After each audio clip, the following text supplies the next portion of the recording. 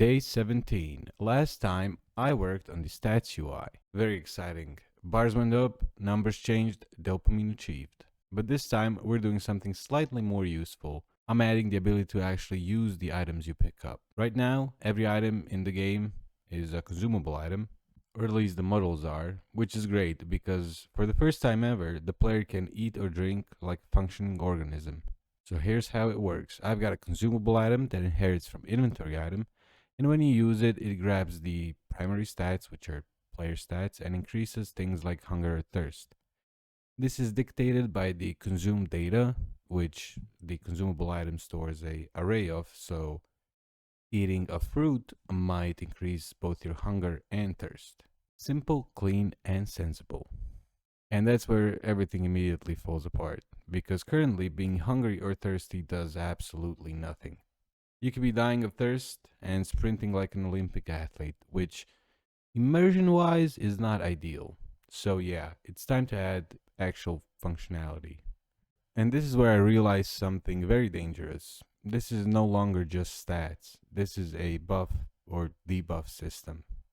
Now, suddenly I'm asking questions like what happens when the player is thirsty? Should they be unable to run? Should being well fed increase health by like 20%?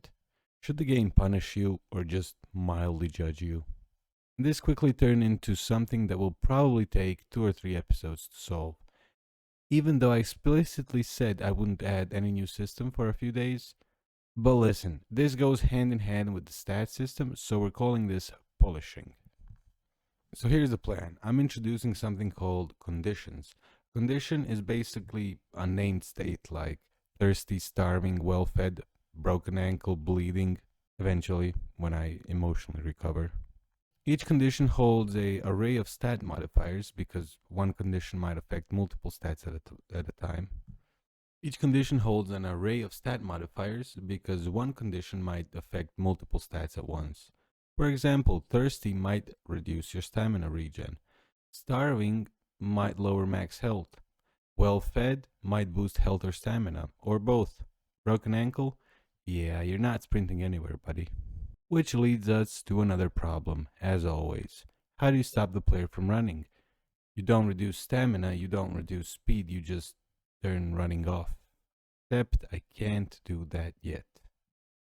So I'm adding a new stat type, which is a toggle stat. It's just true or false. That's it. Now I can add things like can run, can jump, can attack, and so on.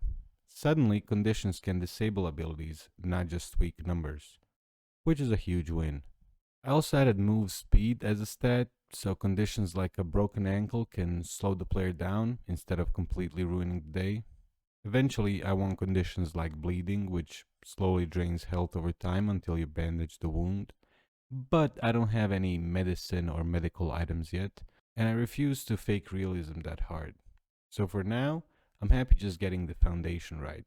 Stats affect gameplay, items affect stats, conditions affect everything. And for the first time, hunger and thirst actually matter, which feels like progress. And that's the creative error of the day committed. I'll go commit another one tomorrow.